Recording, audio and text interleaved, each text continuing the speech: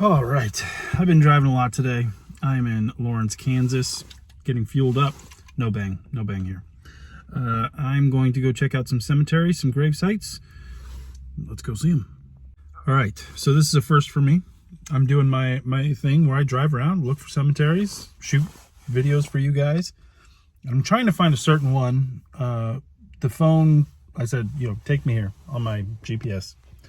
And I drove into a very populated area of town.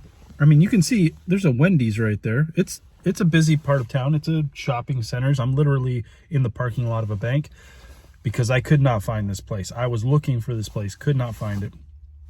Went in a circle a couple times. I'm like, screw it. I'll pull into this bank parking lot. I'll find out where it is because I'm just not seeing it. And as I'm looking up the directions, I see it.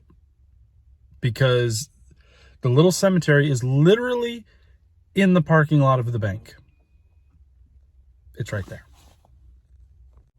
As I'm sitting here looking for the directions, I look over and there it is. This will probably be the shortest video on this channel because that is a tiny little cemetery.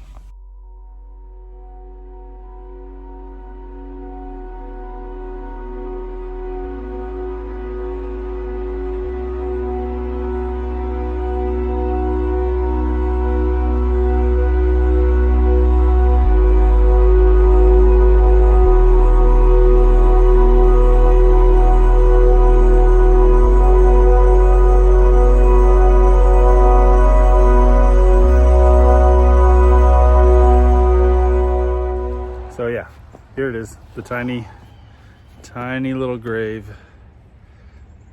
I'm assuming it's a family plot. Some of the stones are pretty wore down, but yeah, it's in the parking lot of a bank across the street from a Wendy's and a O'Reilly's and a vape store. Like there's a whole shopping center right there. I would like to know the story so much of this little cemetery, of why it's specifically here and how it survived being here, because generally when you have this kind of development around a cemetery, especially one as small as this, they take those things out and they put it somewhere else, but they're still here. I do want to show a little trick, especially because there's snow on the ground, and it's a little trick to help you read the stones a little better and does not damage the stones at all. And I'll show you on this small one right here.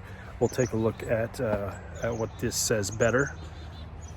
Obviously, I don't want to go over the gate, the fencing that's around here, because that would be rude. But I can reach this little stone, and I'll show you how we can read it a little bit better using the snow at hand. And because it's snow and it's just water, it's not going to hurt the stone. Just take a clump of the snow, press it against said stone, rub it in, and when you rub off the snow, as you can see, you can read it just a tiny bit better, and then it just melts away. So this stone is saying the person here, obviously it's a child, we can tell that right off the bat because of the sleeping lamb figure there. In memory of little Johnny, it says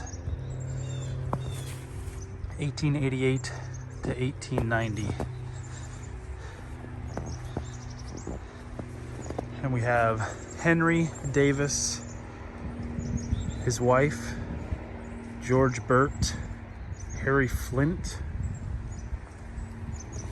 and then 2 smaller markers there, which are probably also either children or no. See, that's the bigger marker with all the information for Harry T. Flint or Harry H. Flint, and that's Harry H. Flint. That is where he's buried, and that would be George Burt right there, his smaller kind of identifier with the main stone up above.